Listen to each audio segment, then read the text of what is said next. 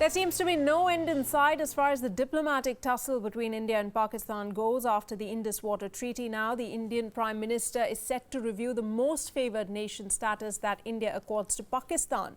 India is mulling over whether it should withdraw the status. Prime Minister has called for a review meeting with a group of top officials on the 29th of September to discuss this. India had granted the most favoured nation status to Pakistan unilaterally back in 1996. However, Pakistan has not yet reciprocated the same.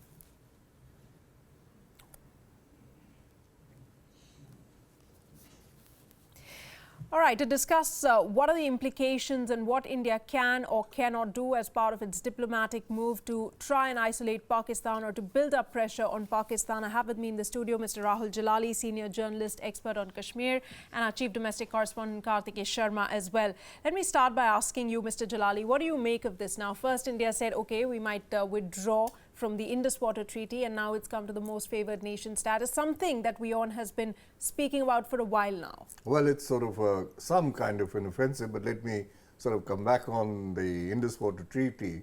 We haven't said we will withdraw. Yes. What we've said is we'll review. As right. It is, we are not utilizing what is available to us. And I think the question will boil down to finally constructing the Wooler Barrage, which we gave up. But that apart, when it comes to most favoured nation, this is more a symbolic measure because, if you look at the level of trade between India and Pakistan, direct trade, it's next to nothing. Absolutely. With Pakistan, we have a huge indirect trade, a third country trade, which takes place through Dubai and other Gulf countries. And that is estimated at over $10 billion. The direct trade at the highest level touched around $6 billion in the year 2014-15. Ever since then, it has slid down and reached a figure of about $2 billion or so, which is just 0.4% of our total trade. That's so right. obviously, it's not going to make much of a substantial difference to trade as far as India is concerned. But it's a symbolic gesture which is trying to tell Pakistan that, look, we're taking a hard view of what happened in Uri. Right. So, Kartikeya, what's happening? What is the Prime Minister now looking at? This meeting, of course, is taking place day after tomorrow. I think there are two takeaways. The political takeaway is by going in for non-military options, at least Prime Minister is trying to meander and maneuver himself through the domestic landscape that he's taking tangible material decisions. That is number one. Because obviously, a Prime Minister understands if there is a military strike, because the strike against India are strikes of the terrorists. Pakistani, it's not like Kargil where regular Pakistani army actually came in behaving like irregulars. These are terrorists supported by Pakistan state, but you cannot say that this is Pakistani army.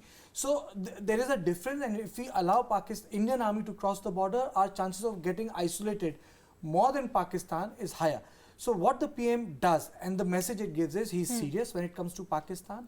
He's willing to review all engagements, and he's trying to portray himself as a statesman that he understands the cost of war. So there are other means of engaging Pakistan which can hurt them economically, socially, internationally, politically, but this will not be at the cost of Indian civil society, because war entails cost on both sides. Right. So add to that, because as you pointed out, taking back the MFN status it'll only be a symbolic, it'll hurt Pakistan symbolically, but nothing much will happen. But this coupled with a review of the Indus Water Treaty, this coupled with India's statement and a rebuttal at the United Nations by Sushma Swaraj, all of that, do you think India is looking at this approach of understanding the cost of war and looking at this approach by hitting Pakistan, maybe in not such a huge way, but kind of taking various approaches to doing that? Well, I think what India has decided, we've ruled out war or any sort of military action. It doesn't seem likely.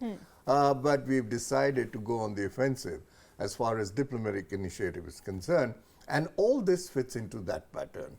Look at Sushma Swaraj's statement yesterday at the UN General Assembly. She demolished Pakistan without naming Pakistan. It was a very cleverly done exercise. Right. She also made India's position clear on the question of Kashmir. Also, the kind of words which came out about Pakistan, you could see where India is going. We are trying to isolate Pakistan in the international community and declare it a terrorist state. That is what the game plan is. And these little measures about Indus Water Treaty, review of Indus Water Treaty, most favored nation with Pakistan, maybe review of some of the trade routes too, because that might follow. Right. You have this cross-LOC trade. There are 2 routes which are functioning today. Maybe there might be a review of that too. So these are gestures which, short of war, implies pushing Pakistan into a corner where they are held responsible for the kind of terrorism that they spawn across the world. Right. Kartikeya, since we're talking about the most favored nation status, now we do know what it is all about, but can you highlight some of the key points? What does it mean for Pakistan when India says that you are a most favored nation for us? And does India lose out when Pakistan does not reciprocate the same? I agree with him. You see, what it entails 137 items, if I'm not wrong. Well, it's about, basically it's 137 items on which Pakistan gets lower tariff. Yes. And those 137 items go out. The volume of the trade as of now is 2.3 billion. And that, around that. I mean, it's falling. If you look at the trade figures for this current year, it's just some $1 million. I mean, it's not even touched a billion. And unofficial trading takes place through Singapore and Dubai, as you had mentioned. So what it entails is that you take away those 137 items. But what it does is that you are disengaging yourself. And I think that my understanding is that this is something which Narasimha Rao had done between 1991-96.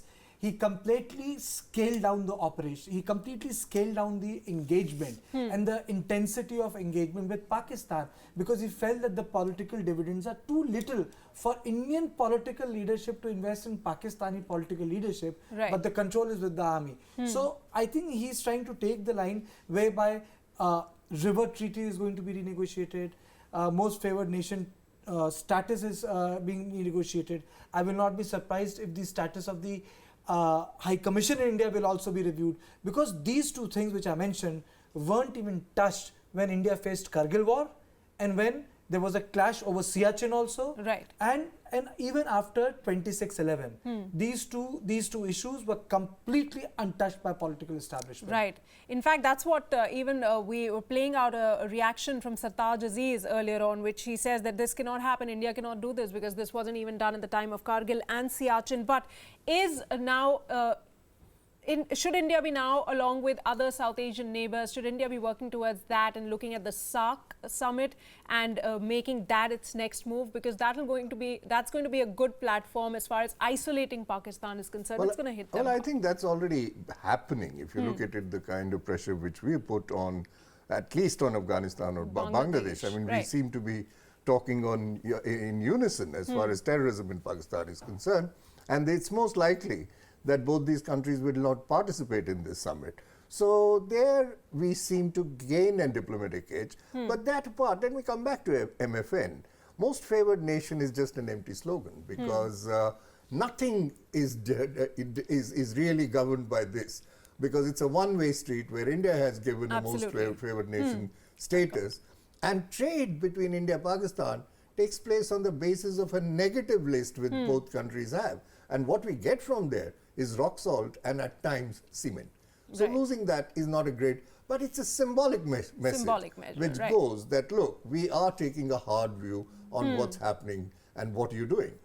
Right, Kartikeya. You see, I think for me the important takeaway of this Modi's policy is that it also scores the point that the territorial integrity of Pakistan is very important and good for India, because India cannot replicate the flawed American interventionist or flawed British interventionist measure where millions of Gaddafis have been created in Libya, where because of the war on or to find WMDs, you have destabilized Iraq and you created a monster like ISIS, which is destabilizing the whole of Europe and the Western world, which is actually a world threat. So one must be very clear that Prime Minister has shown great restraint, and it shows that they understand that the integrity of Pakistan is very important for us, because that's what the Americans did in Iraq. They did de-Baathification and created millions of civilian militia.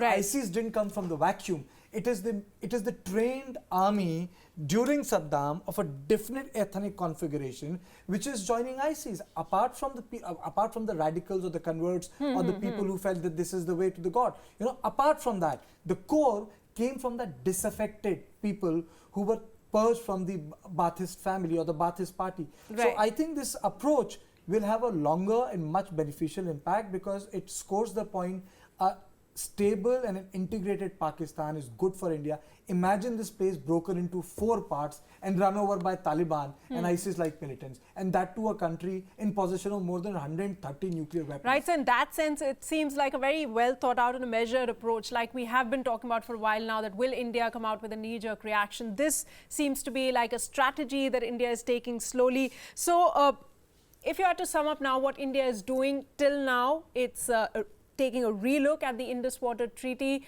It's 56-year-old. We have discussed that the treaty itself cannot be taken back, or India cannot walk out of it, because that will mean a lot of different things. But for now, the Prime Minister has already said that blood and water cannot go together. So there is a strong message lying in that. Plus, there's this meeting that's coming up day after tomorrow. And then there's the SAARC summit. Well, I think it's obviously clear that there is a plan of action on paper and which is being implemented. And that action rules out any military sort of involvement in it about Pakistan. But it is on other levels. And obviously, but apart from the diplomatic initiative to isolate Pakistan, also look at, we are pushing for other elements within Pakistan, like Balochistan is also a major issue for us. Absolutely. We are raising that. It was raised in the United Nations Again, too. yes. So it's a two-pronged thing to help and to highlight the kind of atrocities Pakistan indulges in within its own territory, especially on the Baloch question. We might also be raising Gilgit-Baltistan in a similar fashion. Right. Also, a diplomatic initiative against Pakistan where it's two-pronged. One is to suspend all the ties we have had with Pakistan in this water treaty. A review of that is one. Abolition or suspension or doing away with the most favored nation status given to Pakistan, that's another. And third is an international offensive, virtually on a diplomatic level, to declare Pakistan a terror state by presenting evidences in front of an international audience of Pakistan's involvement of terrorism. Right. So many options in front of India. It seems to be taking some for now. But just to put things into perspective, out of the $641 billion trade in 2015-2016, Pakistan has only accounted for $2.67 billion.